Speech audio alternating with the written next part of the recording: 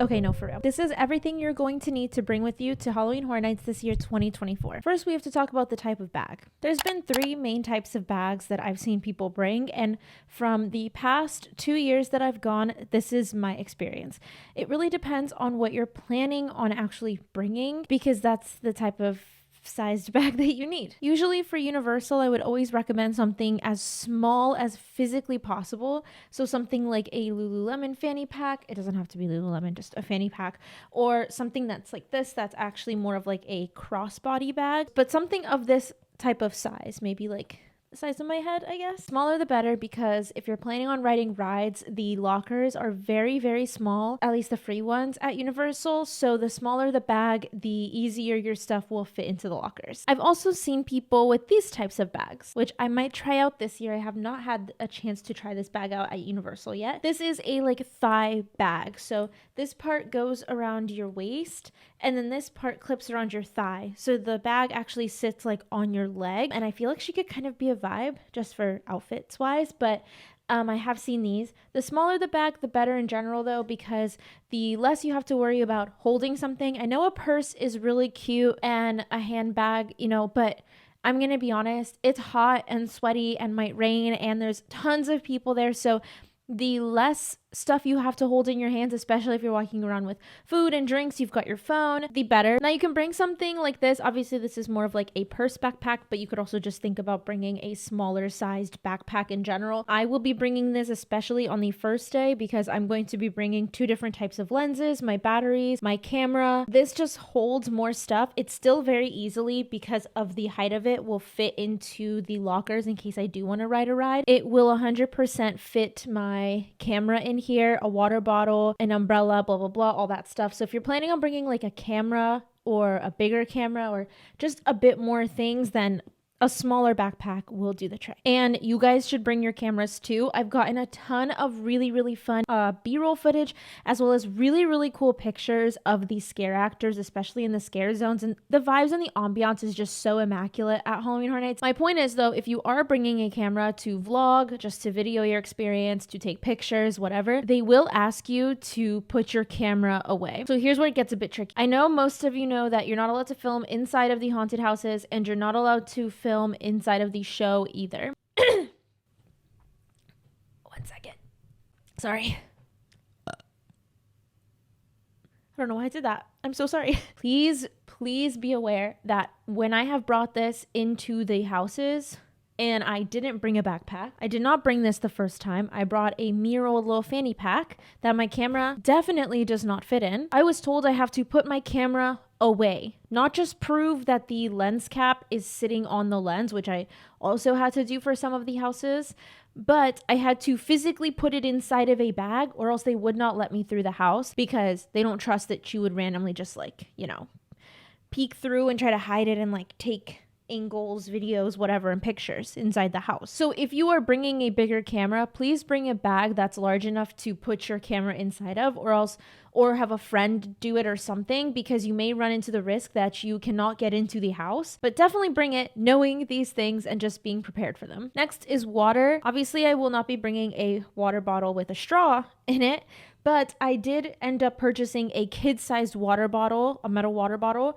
because you can refill your water bottle while you're there. And that thing takes up the least amount of space in my backpack, which I like. It also keeps my water cold, and I like that it's smaller because I don't need it to hold a ton of water, just enough for when I'm thirsty to drink water, and then I can always just go and just refill my water more frequently. Next is an umbrella or a poncho. If you are vlogging, if you are taking videos or pictures, I would recommend an umbrella through and through. I messed up big time last year. Last year it poured and thunderstormed at the very beginning of Halloween Horror Nights, like right as it first started, and I only had a poncho, so I could have moved around, but I couldn't vlog, so I was kind of stuck. So I ended up buying a like $20 universal, $25 universal umbrella instead of bringing my own. I know it's fall, I know it's autumn, I know it's spooky season, but in Florida, Florida doesn't care. Florida doesn't care if it's Christmas, okay? It's gonna be so hot, okay? It is really, I live here. My car was 140 degrees inside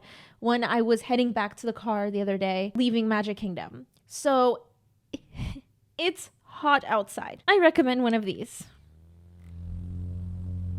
Can you hear that? Anyway, she has 2 speeds, baby. I like this one specifically because it tells you the battery percentage on here, and it comes with 2 speeds, which, you know, it's fine. I also like that it just folds. It folds in on itself like this. And then here is what it looks like. The one thing that sold out last year, actually at Halloween Horror Nights, were the giant fans. Those fans, though, immaculate. They really, they like pop out, and then, you know what I'm talking about? And then they do something. They are good.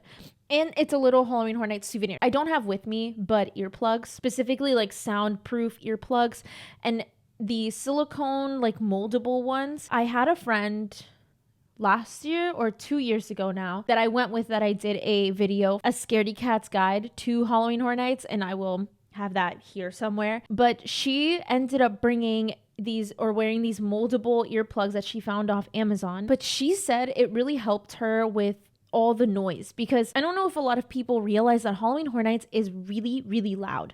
There's music blasting just wherever you're walking. All the scare zones have their own music. Then on top of that, you have the trigger sounds where like someone pops out, they're screaming, there's ambiance. My friend tried them and she said she actually realized she didn't get nearly as scared as when she did when she didn't have those in. Medicine is always a good idea to bring for 3 reasons.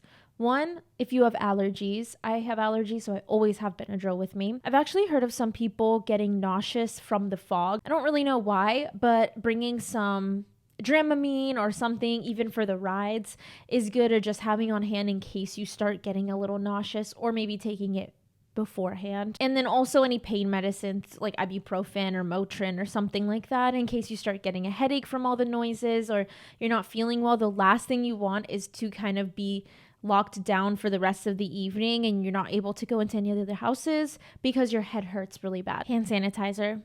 I don't even really know if I need to explain this. After you get off a ride, right before you eat a snack, because you will be snacking a lot if you're anything like me and trying all of the food booths. Oh my God, they're falling. Hand sanitizer. You're gonna need it, so bring it with you. And then last but not least is just a random little thing that I bring to the parks all the time, is a Ziploc bag. This I use to, actually my whole camera can fit inside of a gallon-sized Ziploc bag if I need to, if it starts raining and I don't want it to get wet. I can also usually throw in my phone and my wallet in there too. So you don't need a gallon-sized one, but even like a little sandwich one. If it starts to downpour and your backpack isn't waterproof, it's good to be able to put your phone or any other like electronic. So yeah, short and sweet little video just to explain everything you guys need to bring. If there's any other things you typically like to bring to Halloween Horror Nights that I didn't mention but you want everyone else to know, please leave it in the comments, because I would love to know as well.